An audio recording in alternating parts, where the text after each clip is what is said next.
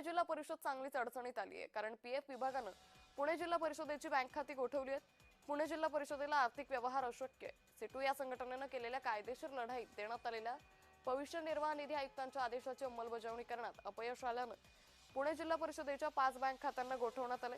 अंगणवाडी कर्मचाऱ्यांची 10,84,13,00,000 रुपये 2 मे पर्यंत अदा करण्याचे आदेश पुणे जिल्हा परिषदेला देण्यात आले होते. तसं न झाल्यानं बँक खाती गोठवण्याची कारवाई करण्यात आली आहे. सामाजिक सुरक्षा कायद्याचा किंवा जुन्या कायद्याचा विचार केला तरी त्याच्यातले किमान 50% रक्कम ही जिल्हा परिषदेला सरकारकडे भरावीच लागेल, म्हणजे प्रॉव्हिडंट फंड खात्यामध्ये भरावीच लागेल, खात्याकडे भरावी लागेल. आणि त्याच्यानंतरच त्यांची खाती जी गोठवलेली आहेत ती कारवाई उठवण्यात येईल.